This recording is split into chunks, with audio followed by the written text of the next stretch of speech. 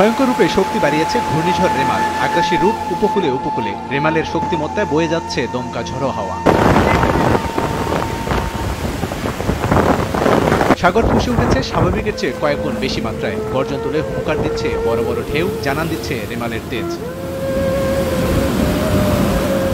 বাংলাদেশের উপকূলে বাতাসের প্রবল গতিবেগে লন্ডভন্ড পরিস্থিতি তৈরি হয়েছে উপকূলীয় এলাকাগুলোতে। ভারী থেকে অতি ভারী বৃষ্টিতে নাস্তানুবাদ অবস্থা। আগের যে অবস্থা, আগের থেকে প্রায় 2 থেকে 2.5 ফুট পানি বৃদ্ধি পেয়েছে। ঠিক আছে, বর্তমান পরিস্থিতি খুবই ভয়াবহ। ঝড়, বৃষ্টি, বাতাস এত পরিমাণ বাড়তেছে। নগদে 500 টাকা বা তার বেশি পেমেন্টে পেতে পারেন ঢাকায় জমিসহ 20 কোটি টাকার পুরস্কার।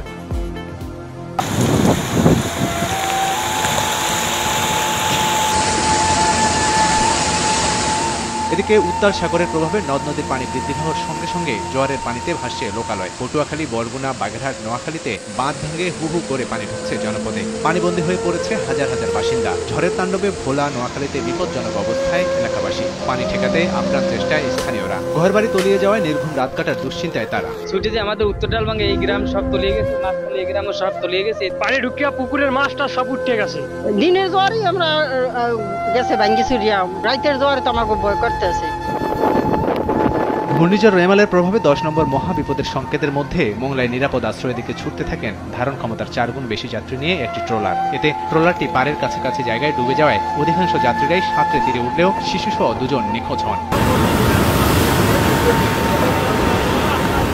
মূল আঘাত করার সময় কেন্দ্রবিন্দু আরও আগ্রাসী রূপ নিতে পারে রেমালের। 18টি জেলায় থাকবে দাপটের মাত্রা। অতিক্রমের সময় 8 থেকে 10 ফুট জলোচ্ছ্বাস হতে পারে। সেই সঙ্গে অতি ভারী বৃষ্টিতে 5 জেলায় ভূমিধসের সংখ্যার কথাও জানিয়েছে আবহাওয়া দপ্তর। রাবিব হাসান, সময় সংবাদ।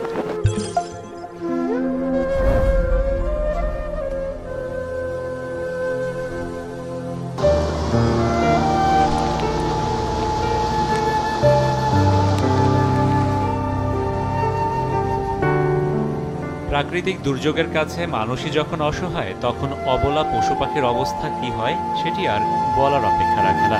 সবশেষ ঘূর্ণিঝড় রেমাল যেন তার উজ্জ্বল উদাহরণ। বানের পানিতে মানুষের ঘরবাড়ি, ফসলের ক্ষেত, ঘেরের মাছ যেমন ভেসে গেছে, তেমনি ভেসে গেছে গরু, ছাগল সহ অনেক গৃহপালিত প্রাণী। দুর্যোগ শেষে উপকূলের ক্ষতচিহ্ন যেমন ফুটে উঠছে, তেমনি সন্ধান মিলছে ঝড়ের সঙ্গে যুদ্ধে হেরে যাওয়া অবলা পশুর। এরই মধ্যে সুন্দরবন থেকে উদ্ধার করা হয়েছে 96টি হরিণের মরদেহ। মরে ভেসে গেছে আরও অনেক পশু পাখি। ঝড় শেষে সবাই যখন ব্যস্ত নিজের ক্ষতি পুষিয়ে উঠতে, তখন একদল পশুপ্রেমী ঘর ছেড়ে বেরিয়ে পড়েছেন। অথই পানিতে ডুবে থাকা উপকূলে খাদ্য সংকটে ভোগা অবলা কুকুরের পাশে দাঁড়িয়েছেন তারা। খাবার রান্না করে ঘুরে ঘুরে মেটাচ্ছেন কুকুরের খিদে। নগদে 500 টাকা বা তার বেশি পেমেন্টে পেতে পারেন ঢাকায় জমিসহ 20 কোটি টাকার পুরস্কার। এনিমেল লাভার্স অব পটুয়াখালী নামের সংগঠনের তরুণ দল এরই মধ্যে বন্যা কবলিত জেলার গলাচিপা, চরকাজল, চরবিশ্বাস, চরমন্তাজ ও কুয়াকাটা সমুদ্র সৈকতে অভুক্ত 1000-এর বেশি কুকুরকে খাবার দেন। প্রাণীপ্রেমী তারুণের এই দল মনে করেন, নিজের প্রয়োজনেই মানুষের উচিত অবলা এসব প্রাণীর পাশে থাকা।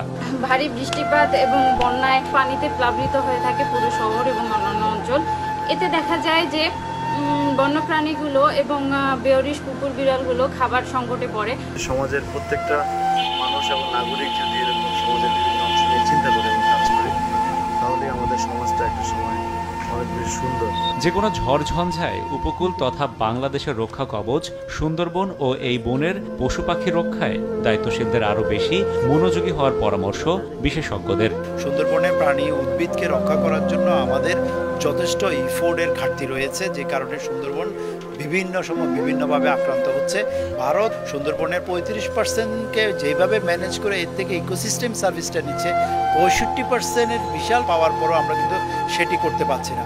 সো এটি আমাদের ব্যর্থতা। প্রাণীদেরকে এই ধরনের জলোচ্ছ্বাস থেকে রক্ষা করার জন্য আমরা একাধিক জায়গায় পরিকল্পিতভাবে মুজিব কিল্লা তৈরি করতে পারি এবং সেখানে প্রয়োজনে মানুষ আশ্রয় নেবে, প্রয়োজনে প্রাণীরা আশ্রয় নেবে। বনের অবকাঠামো বিধ্বস্ত হওয়া সহ রেমালের আঘাতে প্রাথমিকভাবে সুন্দরবনে ক্ষতির পরিমাণ বলা হচ্ছে 6,27,00,000 টাকার উপরে। রাশেদ বাপ্পি, সময় সংবাদ, ঢাকা।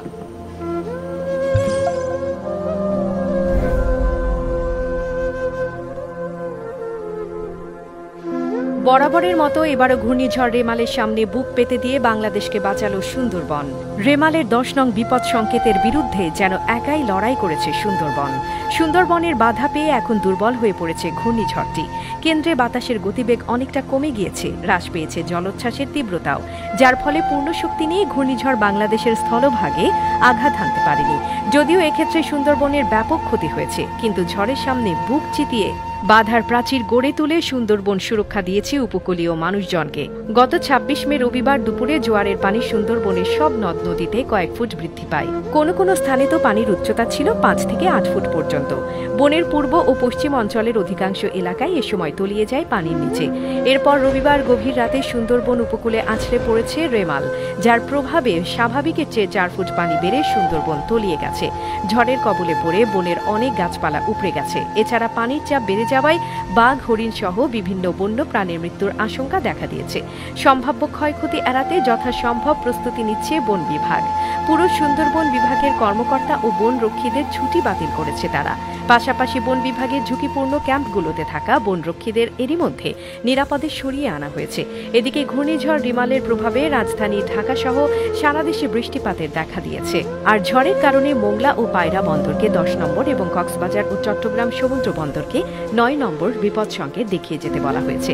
এর মাঝে আঘাত হানে রেমাল। বর্তমানে তীব্র ঘূর্ণিঝড় রেমাল উত্তর দিকে অগ্রসর হয়ে উপকূল অতিক্রম করে খুলনার কয়রার কাছে অবস্থান করছে। এটি ধীরে ধীরে আরও উত্তর দিকে এগিয়ে এসে বৃষ্টিপাতের মাধ্যমে 2 থেকে 3 ঘন্টার মধ্যে দুর্বল হয়ে পড়বে। এরপর এটি নিম্নচাপে পরিণত হবে। তবে ঘূর্ণিঝড়টির পুরো প্রভাব এখনও শেষ হয়নি। এটি শেষ হতে আরও 5 থেকে 6 ঘন্টা লাগতে পারে বলে জানিয়েছে আবহাওয়া অধিদপ্তর। তবে বরাবরের মতো আবারও রেমালের সাথে লড়াই করে উপকূলীয় অঞ্চলের মানুষকে সম্ভাব্য ধ্বংসের হাত থেকে রক্ষা করেছে সুন্দরবন। শুধু রেমালি নয়, পঞ্চদশ শতক থেকে আজ পর্যন্ত সিডর, আইলা, বুলবুল, আমফান, ইয়াসের মতো 20টিরও বেশি বড় বড় সাইক্লোন ও জলোচ্ছ্বাস থেকে দক্ষিণ পশ্চিমাঞ্চলের মানুষকে বাঁচিয়েছে সুন্দরবন। বলা যায়, প্রাকৃতিক দুর্যোগের বিরুদ্ধে বাংলাদেশের মানুষের জন্য সবচাইতে শক্তিশালী প্রাকৃতিক রক্ষাবর্ম হল সুন্দরবন। এই বন ধ্বংস হওয়া মানেই উপকূলীয় অঞ্চলের কয়েক কোটি মানুষের মৃত্যু ও ধ্বংসের হুমকির মুখে ঠেলে দেয়া। পৃথিবীর বৃহত্তম এই ম্যানগ্রোভ বন প্রাণ বৈচিত্র্যে বাংলাদেশের অফুরন্ত সম্পদের উৎস। শুধু তাই নয়, এটি এক অতুলনীয় ইকোসিস্টেম। পরিবেশ ভালো রাখার সবচাইতে বড় প্রাকৃতিক ব্যবস্থা বাংলাদেশের ফুসফুস। প্রতিটি প্রাকৃতিক দুর্যোগে বুক পেতে দিয়ে সুন্দরবন আমাদের বাঁচিয়ে দিয়েছে, কমিয়েছে ক্ষয়ক্ষতির পরিমাণ। তাই এখন আমাদের দায়িত্ব সুন্দরবনকে বাঁচানো।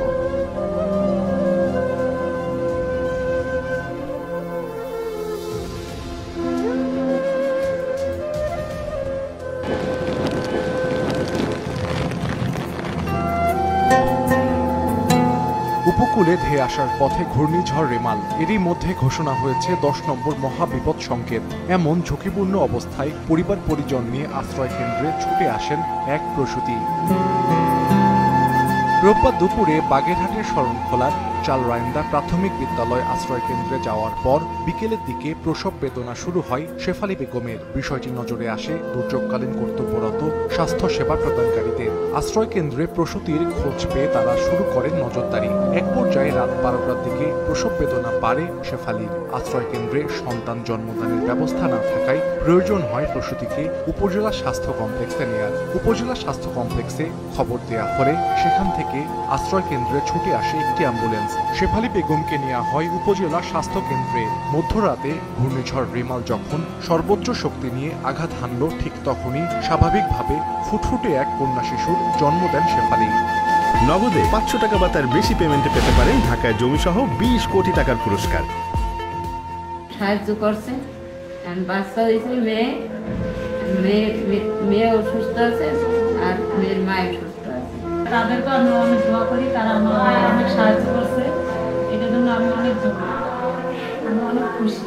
আর আমার মেয়ে দিয়ে আমি সুস্থ আছি, আমার মেয়ে সুস্থ আছে। 10:30টার দিকে আমার এসএসএম প্লাস হচ্ছে আমার হৃদয় প্লাস আমাদের হোল টিম আমরা সাকসেসফুল হই। আমরা মহিলার কাছ থেকে একটা সুস্থ একটা শিশু জন্ম দিতে পারি। মেয়ে শিশু 3.400 মানে 3 কেজি 400 গ্রাম ওজন হয়েছিল। মা এবং বেবি দুজনেই ভালো আছেন। 3 মাস পর্যন্ত মেডিসিনের যে সাপোর্টটা এটা আমার হাসপাতাল থেকে দিবে। ওনার যে প্রসব পরবর্তী যে চেকআপগুলো, পিএনসি চেকআপ, ওইগুলো আমরা ইনশিওর করব। প্লাস ওনার যেহেতু এটা তৃতীয় গর্ভাবস্থা, ওনার যে কন্ট্রাসেপটিভ, যে টেম্পোরারি যে কন্ট্রাসেপটিভ, এটাও আমি হাসপাতাল থেকে ব্যবস্থা করব এবং সার্বক্ষণিকভাবে ওনার সাথে যোগাযোগ রাখা হবে। নতুন অতিথির নাম রাখা হয়েছে ইলমা। উপজেলা স্বাস্থ্য কেন্দ্র কর্তৃপক্ষের প্রতি কৃতজ্ঞতা জানিয়েছে শেফালী বেগম ও তার পরিবার। সময় সংবাদ, বাগেরহাট।